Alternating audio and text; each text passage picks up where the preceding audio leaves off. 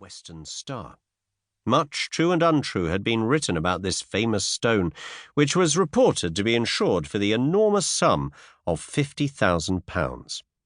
All these details passed rapidly through my mind as I joined with Poirot in greeting our fair client.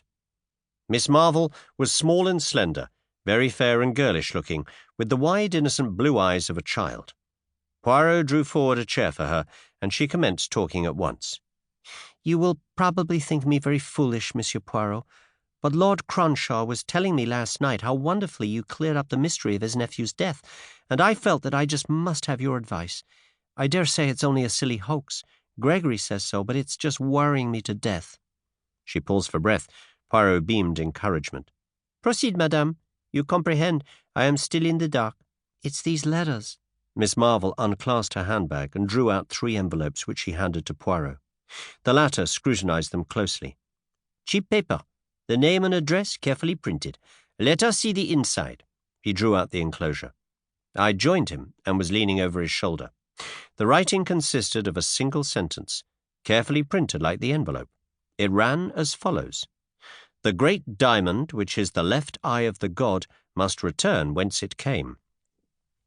The second letter was couched in precisely the same terms, but the third was more explicit. "You have been warned. You have not obeyed. Now the diamond will be taken from you. At the full of the moon, the 2 diamonds which are the left and right eye of the god shall return. So it is written." "The first letter I treated as a joke," explained Miss Marvell. "When I got the second, I began to wonder. The third one came yesterday, and it seemed to me that, after all, the matter might be more serious than I'd imagined." "I see they did not come by post, these letters."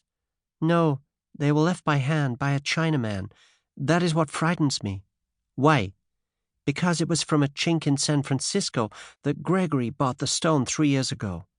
"I see, madame, that you believe the diamond referred to be—" "The Western Star," finished Miss Marvell. "That's so. At the time, Gregory remembers that there was some story attached to the stone, but the chink wasn't handing out any information. Gregory says he seemed just scared to death and in a mortal hurry to get rid of the thing.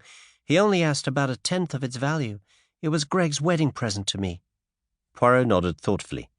"The story seems of an almost unbelievable romanticism. And yet, who knows? I pray of you, Hastings, hand me my little almanac." I complied. "Voyons," said Poirot, turning the leaves. "When is the date of the full moon? Ah, Friday next. That is in 3 days' time. Eh bien, madame, you seek my advice, I give it to you. This belle histoire may be a hoax, but it may not. Therefore, I counsel you to place the diamond in my keeping until after Friday next. Then we can take what steps we please." A slight cloud passed over the actress's face, and she replied constrainedly, "I'm afraid that's impossible." "You have it with you, eh?" Poirot was watching her narrowly.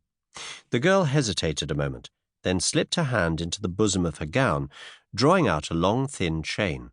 She leaned forward, unclosing her hand. In the palm, a stone of white fire, exquisitely set in platinum, lay and winked at us solemnly. Poirot drew in his breath with a long hiss. "Épatant," he murmured. "You permit, madame?" He took the jewel in his own hand and scrutinized it keenly, then restored it to her with a little bow. "A magnificent stone, without a flaw. Ah, sans tonnerre, and you carry it about with you comme ça?" No, I'm very careful, really, Monsieur Poirot. As a rule, it's locked up in my jewel case and left in the hotel safe deposit. We're staying at the Magnificent, you know. I just brought it along today for you to see." "And you will leave it with me, n'est-ce pas? You will be advised by Papa Poirot?" "Well, you see, it's this way, Monsieur Poirot. On Friday, we're going down to Yardley Chase to spend a few days with Lord and Lady Yardley." Her words awoke a vague echo of remembrance in my mind. Some gossip, what was it now? A few years ago, Lord and Lady Yardley had paid a visit to the States. Rumour had it that his lordship had rather gone the pace out there with the assistance of some lady friends. But surely there was something more. More gossip which coupled Lady Yardley's name with that of a movie star in California. Why, it came to me in a flash. Of course, it was none other than Gregory B. Rolfe. "I'll let you into a little secret, Monsieur Poirot," Miss Marvell was continuing. "We've got a deal on with Lord Yardley. There's a chance of our arranging to film a play down there in his ancestral pile."